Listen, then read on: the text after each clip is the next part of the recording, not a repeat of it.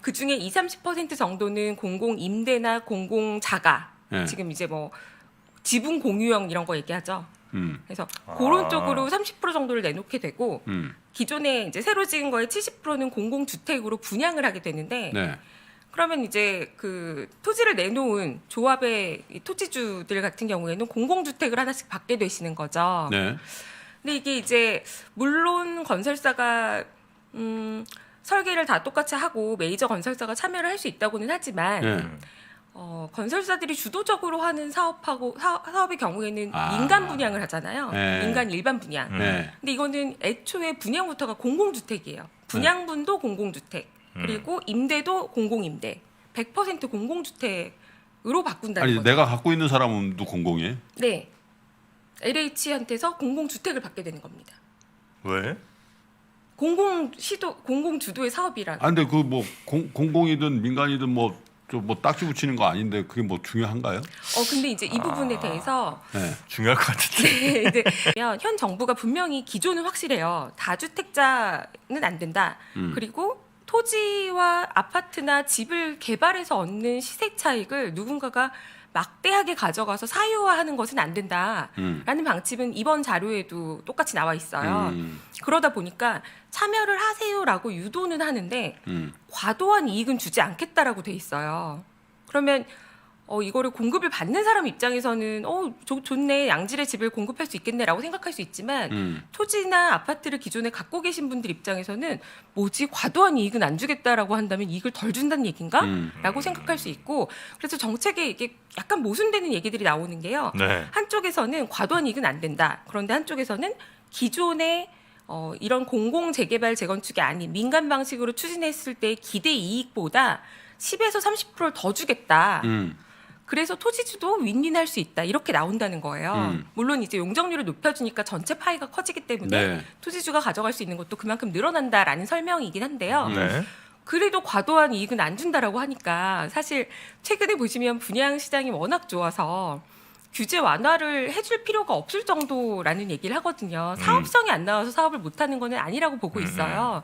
그렇기 때문에 이 토지주들이 시행권 넘기고 나면 진짜로 우리의 기대 수익이 얼마인 줄 알고 그거보다 더 높은 수익을 준단 말이야 라고 네, 의구심을 표출하고 있는 근데 거죠. 상한제나 제초안을 이런 정책이 나오면 개발 기대감 때문에 또 올라요? 집값이 오르는 지역들이 네. 생길까 봐 이번 정책에는 또 처음 보는 게 나왔죠. 정책 발표일 이후에 토지나 주택을 매입한 분들은 개발을 했을 때에는 우선권이 없어진다. 그러니까 주택을 받을 수 있는 우선 권리가 박탈되고 현금 청산 대상이 됩니다. 그 조합원이 아니란 얘기네 그거는. 그렇죠. 현금 청산 대상이 그게 된다. 조합원이 네. 아닌 경우에 현금 청산돼. 네, 그래서 현금 청산된다는 게 무슨 의미예요? 개발을 하게 되면 그냥 현금으로 내 것만큼을 보상받고 나가야 되는 거죠. 네. 나는 아파트를 못 받는 겁니다. 아, 그렇기 때문에 못 사게 하는 거네. 네, 못 사게 하는 거죠. 근데 이거는 상당히 지금 논란이 많아요. 왜냐하면 이번 정책이 서울이나 전국적으로 어떤 특정 지역을 얘기한 게 아니에요. 지금 이미 정비사업 지정돼 있는 지역이나 또는 신규로 지정하려고 하는 준비 지역까지 포함하기 때문에 네. 자료에도 보시면 서울의 59만 세대를 대상으로 검토를 했거든요. 이 얘기는 뭐냐면 30년 초과된 모든 집을 대상으로 검토를 한 거예요. 네. 근데 그 상태에서 이 지정은 확실히 안 해주고 어디를 사든지 간에 만약에 사고 나서 사업을 추진할 경우에는 입주권을 못 준다라고 정책이 발표가 되니까 지금 제일 당장 좀 혼란스럽고 피해를 보시는 분들은 빌라 같은 데 거주하고 계시는데 팔고 이사 가려고 하시다가 사는 사람이 없어지게 되겠죠. 네.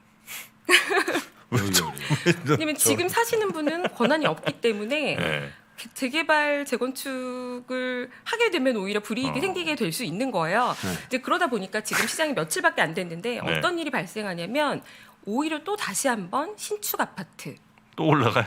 재개발 재건축 가능성이 거의 없는 10년 차 미만. 아 머리 아픈 거 싫다 그냥 네, 새 아파트 사자. 네 그냥 지어진 게 나은 것 같다. 그래서 장기 불확실성이 커지면 커질수록 단기에 확실한 거에 대한 수요가 더 몰리는 거죠. 아, 네. 저소득층을 위해서 국가가 공공이 할 일을 한다는 거에 대해서 반대할 사람은 별로 없다고 생각해요. 그런데 지금의 청약과 분양가 상한제 대상은 저소득층도 아니고 사실상 어느 정도 현금이 있는 중산층이 살 수 있는 집들이거든요. 네. 가격대 자체가.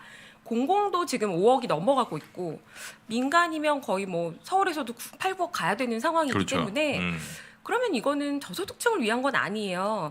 그리고 토지 자체가 이 민간이 하려던 이 재개발 재건축 토지는 개인들이 갖고 있던 토지인데 네. 어떻게 보면 개인들의 토지를 개발해서 공공이 중산층한테 로또를 만들어준다라는 거는 저는 이건 굉장히 좀 이상한 상황이다라고 생각이 되고요. 네. 이번에 이제 공공주택으로만 다 분양과 임대를 전부 공공주택으로 하겠다는 정책이라고 말씀드렸잖아요. 네. 전국에 80만, 서울에 30만 말씀하셨는데 이렇게 되니까 공공하고 민영하고는 청약 통장의 가점 산출 기준이 달라요. 그리고 아주 오래전 통장 같은 경우는 통장도 달라요. 신청할 수 있는. 네. 네. 공공주택의 일반 분양과 민간이 분양하는 거에 일반 분양은 대상이 다르다는 아, 거죠. 그래요? 네. 가점 산출 방식도 달라요.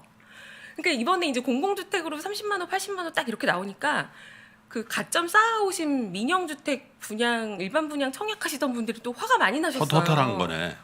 네, 이렇게 모수가 줄어드니까. 공공주택만 많아지면 일반 분양, 우리 민영주택 기다리는 통장은 어떻게 해요?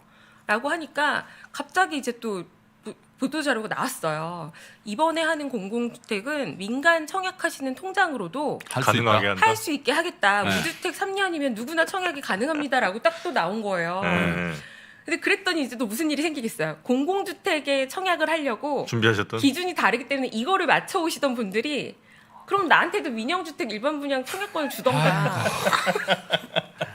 아니 웃을 일은 아닌데 네. 아유 힘들다. 힘들죠. 이게 너무나 많은 사람들을 한꺼번에 맞춰주려고 하면서 가격까지 잡아야 되고 가격을 잡으면서 토지주한테는 과도한 이익을 주지 않아야 되기 때문에 이건 두 마리 토끼가 아니라 어떻게 보면 한 삼각 트라이앵글을 다 팽팽하게 잡으면서 가겠다라는 기조거든요. 여전히.